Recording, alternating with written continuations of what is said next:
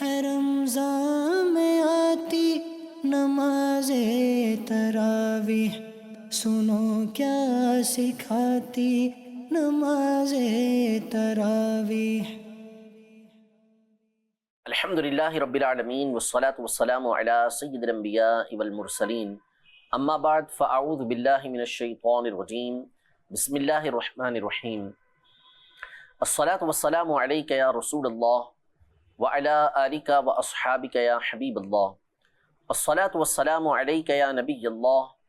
وعلی آلک واصحابک یا نور اللہ۔ الحمدللہ عز وجل رمضان المبارک کے پرکیف لمحات ہیں اور درس تراویح کا سلسلہ جاری و ساری ہے۔ آج انشاءاللہ تبارک و تعالی 20ویں پارے کے حوالے سے کچھ گفتگو کرنے کی سعادت حاصل کریں گے۔ 20ویں پارے میں اللہ پاک نے جو صورتیں ذکر کی ہیں اس میں سورۃ النمل کا کچھ حصہ ہے اور سورۃ القصص اور آخر کے اندر سورۃ العنکبوت، یہ 3 صورتیں اس پارے کے اندر موجود ہیں۔ اس پارے کی جو ابتدا ہے اللہ پاک نے اپنی قدرت کے دلائل کے ساتھ کی ہے، اور ہر ایک دلیل کو بیان کرنے کے بعد اللہ پاک نے کفار کو مخاطب کیا کہ الہ مع اللہ، تو کیا خدا کے ساتھ یعنی اللہ کے ساتھ کوئی دوسرا خدا ہو سکتا ہے؟ کہ یہ کام تو صرف اور صرف اللہ پاک ہی کرنے والا ہے، اللہ پاک کے ساتھ دوسرا خدا کیسے ہو سکتا ہے؟ چند چیزیں ذکر کی ہیں، ان میں سے میں آپ کے سامنے ایک بات ذکر کرتا ہوں۔ اللہ پاک نے ارشاد فرمایا امن یجیب المضطر اذا دعاہ ویکشف السوء وَيَجْعَلُكُمْ خُلَفَاءَ الْأَرْضِ أَإِلَٰهٌ مَّعَ اللَّهِ قَلِيلًا مَّا تَذَكَّرُونَ، یعنی کون ہے جو مضطر کی یعنی پریشان کی دعا کو سنتا ہے جب وہ اس سے دعا کرے اور اس کی مصیبت کو، اس کی تنگی کو دور کرتا ہے، اور اسی نے تم کو زمین میں خلیفہ مقرر کیا یعنی دوسروں کا خلیفہ مقرر کیا، پچھلی امتوں کے بعد تمہیں لے کر آیا، تو کیا خدا کے علاوہ دوسرا کوئی خدا ہے؟ بہت کم نصیحت حاصل کرتے ہو۔ اس آیت میں اللہ پاک نے اس بات کو بیان کیا ہے کہ جب کوئی بندہ مضطر ہوتا ہے، مضطر کا مطلب اس کے پاس کوئی راہ نہیں بچتی، وہ ایسی پریشانیوں کے اندر، ایسی مصیبتوں کے اندر آ جاتا ہے کہ اب کوئی راہ اس کے سامنے نہیں ہوتی، تو اس وقت جب کسی ہستی کو وہ پکارتا ہے جو اس کی مصیبت اور پریشانی کو دور کر دے، تو وہ ہستی اللہ تبارک و تعالیٰ کی ہے۔ کفار، مشرکین یہ اپنے بتوں کی عبادت کرتے تھے اور ان کو ہی اپنا حاجت روا سمجھتے تھے، حالانکہ اس حوالے سے ہم تفصیل سے گفتگو کر چکے ہیں کہ یہ اپنے ہاتھوں سے ہی ان کو بنانے والے تھے، اور خود جانتے تھے کہ اگر مکھی بھی ان سے کوئی چیز اٹھا کر لے جائے تو یہ اس بات پر قادر نہیں کہ مکھی سے اپنی چیز کو واپس لے سکیں۔ اس کے باوجود یہ کفار ان بتوں کی عبادت کرتے تھے، اپنی دعائیں ان سے کیا کرتے تھے، لیکن جب کسی ایسی مصیبت کے اندر پھنس جاتے، گہرے سمندر کے اندر پھنس گئے ہیں، تو اب جس ہستی کی طرف یہ رجوع کرتے تھے وہ اللہ پاک کی ذات تھی، کہ اسی کی طرف رجوع کرتے، تمام چیزوں سے توبہ کرتے، جب ان کو نجات ملتی تو پھر دوبارہ اس راہ کی طرف آ جایا کرتے تھے۔ لیکن یہ بات پیش نظر رہے کہ مشرکین کا اپنے بتوں کو پکارنا اس بنیاد پر تھا کہ وہ ان کو اپنا معبود سمجھتے تھے، نمبر 1۔ دوسرا، وہ ان کی عبادت کیا کرتے تھے۔ نمبر 3، یہ جس کو انہوں نے معبود بنایا ہوا تھا وہ ظاہر بت تھے جو اپنے ہاتھوں کے بنائے ہوئے تھے۔ اس کا تعلق اس بات سے جوڑ دینا کہ اللہ کے پیارے بندے، نیک بندوں سے بھی مدد مانگنا یا ان کو پکارنا یہ بھی غلط ہو جائے، یہ خود غلط بات ہے۔ اولاً تو کوئی بھی مسلمان جب اللہ کے علاوہ کسی اور کو پکارتا ہے تو ہرگز وہ اس کو اپنا خدا نہیں سمجھتا، بلکہ وہ اسے اللہ کا بندہ ہی سمجھتا ہے، اور یہ جانتا ہے کہ یہ اللہ پاک کی دی ہوئی قدرت سے ہی ہماری مدد کر سکتے ہیں، اللہ پاک کی عطا سے ہی ہماری مدد کر سکتے ہیں۔ لہذا ان کے اوپر کفر و شرک کا فتویٰ جڑ دینا اور مشرک اور کافر قرار دینا یہ بہت بڑی زیادتی ہے۔ صحیح بخاری شریف کے اندر حضرت عبداللہ بن عمر رضی اللہ تعالی عنہ کا یہ فرمان موجود ہے کہ آپ خوارج کو بدترین مخلوق قرار دیتے تھے کہ یہ لوگ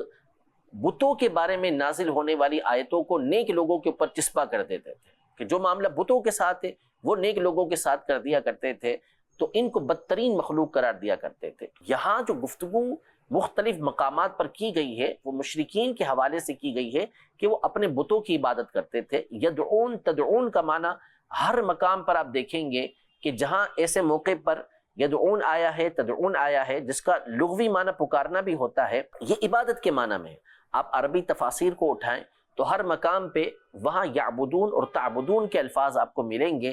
کہ وہ تشریح اسی انداز میں کرتے ہیں کہ وہ عبادت کیا کرتے تھے، اور اس کی وضاحت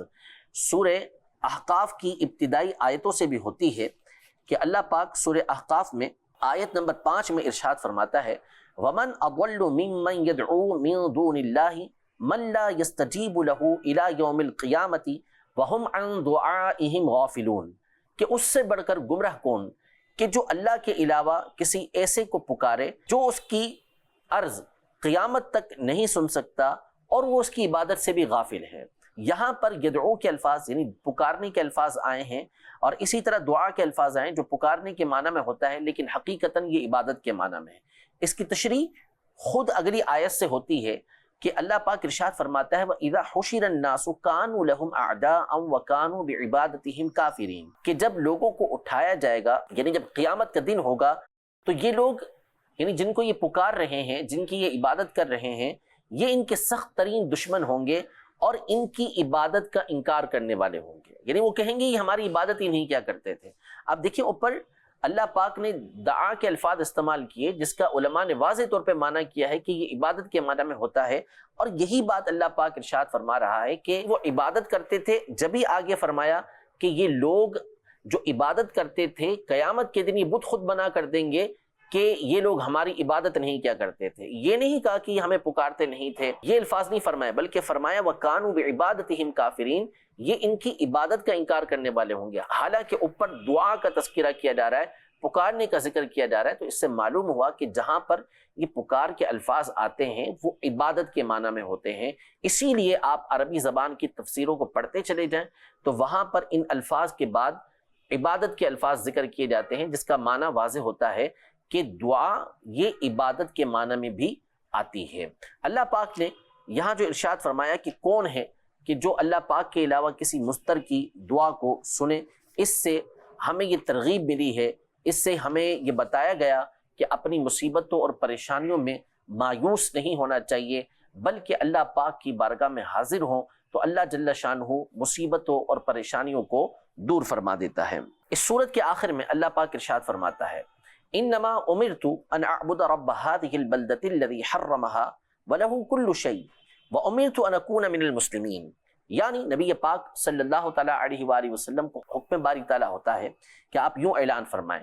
کہ محض مجھے اس بات کا حکم دیا گیا کہ میں اس شہر کے رب کی عبادت کروں کہ جس شہر کو اللہ پاک نے حرمت والا قرار دیا، عزت والا قرار دیا، اور اللہ ہی کے لیے ہر شے ہے، اور مجھے حکم دیا گیا کہ میں مسلمانوں میں سے رہوں، وَأَنْ أَتْلُوَ الْقُرْآنَ، اور میں قرآن کی تلاوت کروں۔ اس میں اللہ پاک نے نبی رحمت صلی اللہ تعالیٰ علیہ وآلہ وسلم کو 3 طرح کے حکم ارشاد فرمائے، اور یہ ہمارے لیے بھی ہیں، سب کے لیے اس کا حکم ہے۔ نمبر 1 اللہ پاک کی عبادت کرنا جو مکہ مکرمہ کا بھی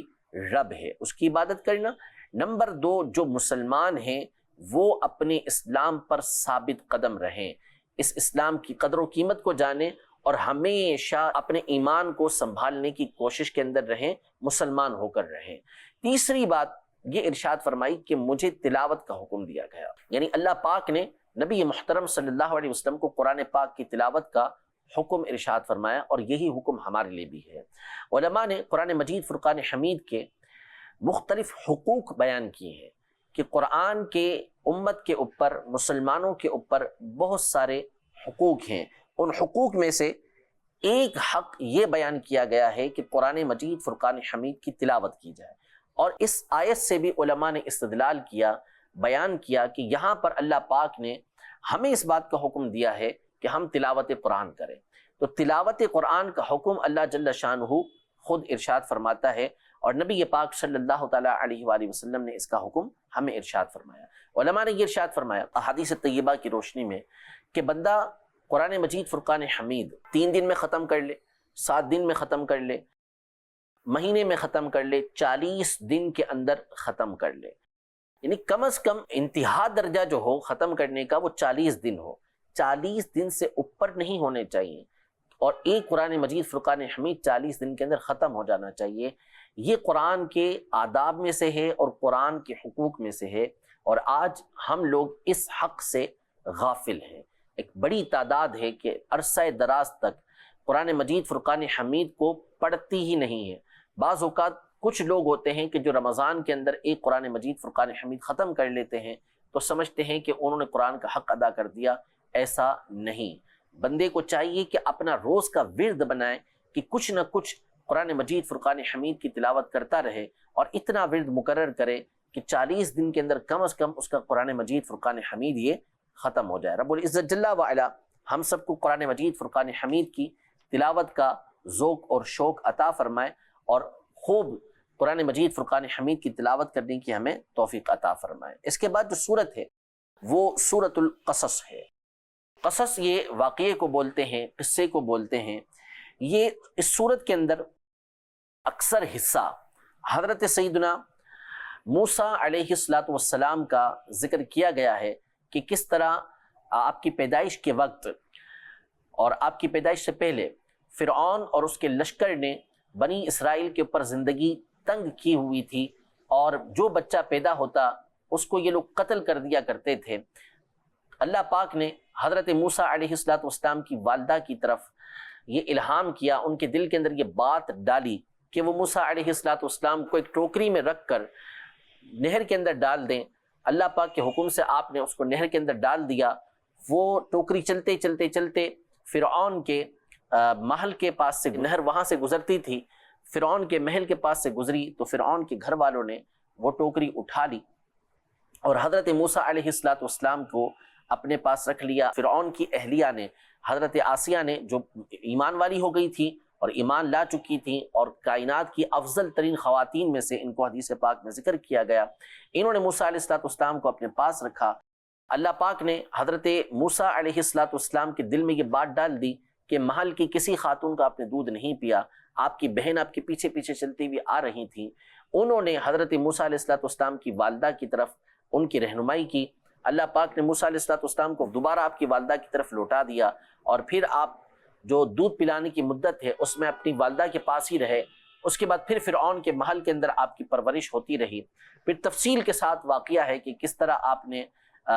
دو بندوں کے درمیان فیصلہ کرانے کے لیے، اور ایک مظلوم کی جب آپ نے مدد کی تو اس کو گھونسا مارا اور وہ مر گیا۔ پھر اس کے بعد دوبارہ یہ واقعہ پیش آیا، آپ مدین کی طرف گئے، وہاں حضرت شعیب علیہ السلام سے آپ کی ملاقات ہوئی۔ ایک عرصہ دراز تک آپ حضرت شعیب علیہ السلام کے پاس رہے، پھر ان کی شہزادی سے آپ کا نکاح ہوا۔ وہاں سے واپسی میں آپ کو نبوت عطا کی گئی اور آپ پھر بنی اسرائیل میں آئے۔ فرعون کی قوم کو آپ نے دعوت دین دینا شروع کی۔ ایک طویل عرصے تک آپ ان کے درمیان رہے، مختلف عذابات ان لوگوں کے اوپر آتے رہے، لیکن وہ آپ کے اوپر ایمان لے کر نہیں آئے۔ یہ خلاصتاً میں نے آپ کے سامنے کچھ باتیں ذکر کی ہیں۔ اسی صورت میں اللہ پاک نے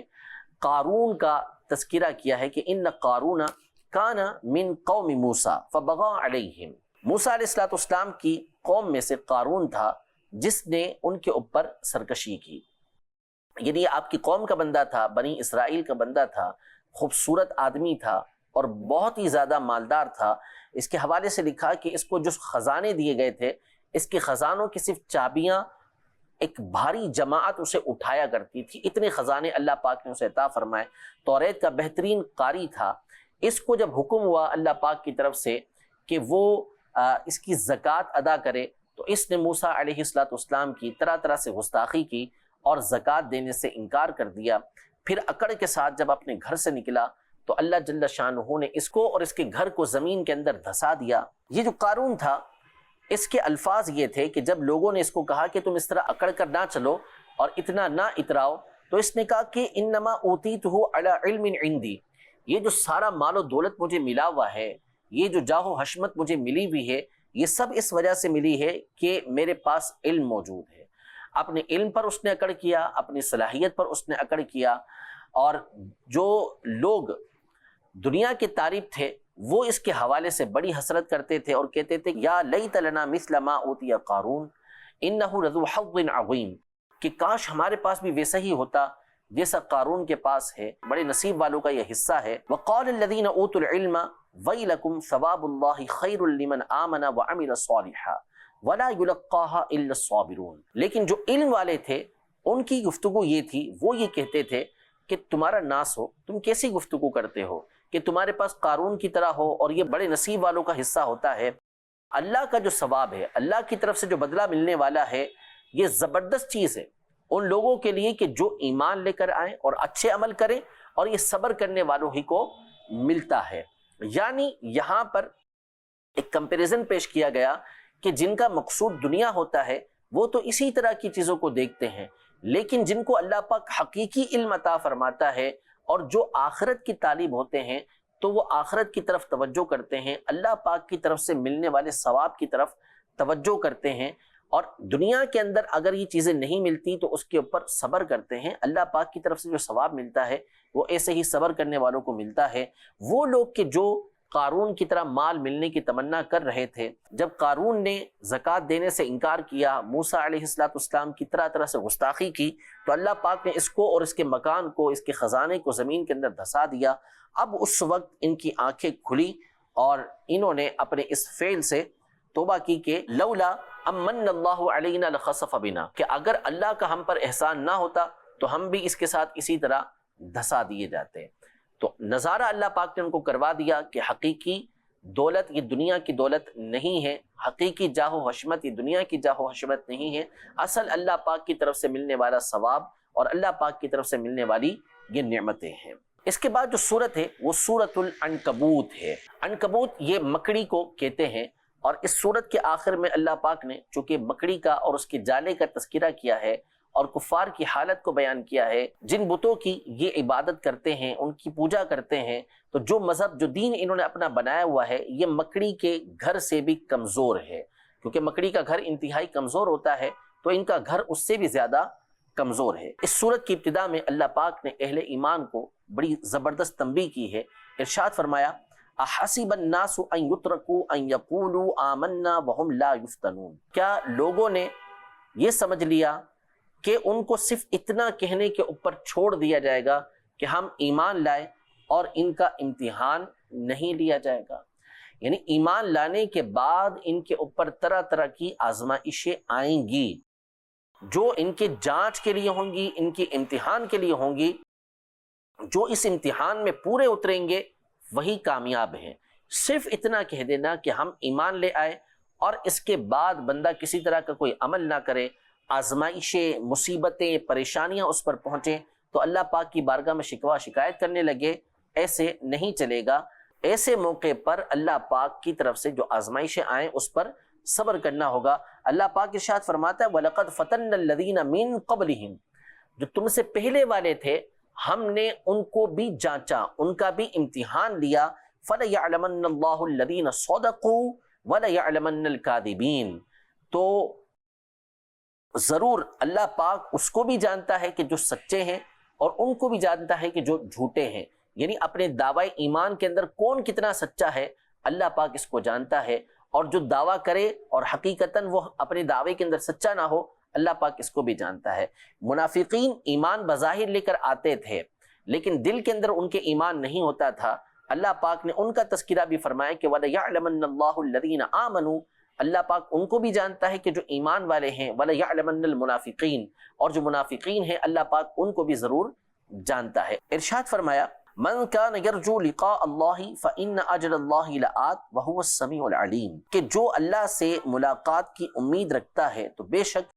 اللہ سے جو ملاقات ہے اس کی جو مدت ہے وہ آنے والی ہے، اور اللہ سننے والا اور جاننے والا ہے۔ ومن جاہد فإنما يجاهد لنفسه ان اللہ لغنی عن العالمین، اور جو کوشش کرتا ہے، جو جد و جہد کرتا ہے تو وہ اپنی جان کے لیے ہی کرتا ہے، بے شک اللہ پاک تمام عالمین سے بے پرواہ ہے، اس کو کسی کی کوئی حاجت نہیں ہے۔ یعنی جو نیک اعمال کرے گا، اچھے اعمال کرے گا، یہ اس کی اپنی ذات کے لیے مفید ہے، اللہ پاک کو اس کے نیک اعمال سے کسی طرح کا کوئی فائدہ پہنچنے والا